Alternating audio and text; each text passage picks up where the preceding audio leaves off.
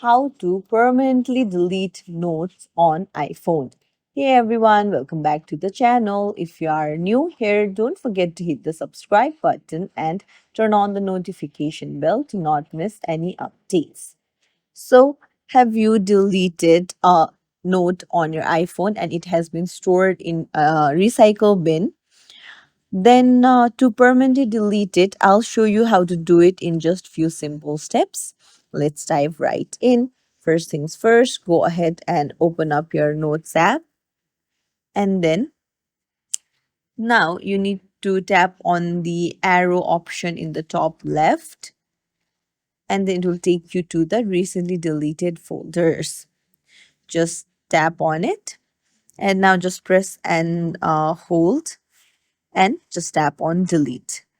So just tap on delete and it will be permanently deleted. If you have many notes, then you can tap on the edit option in the top right and tap on delete all. And then tap on delete note. And all of the recently deleted will be gone.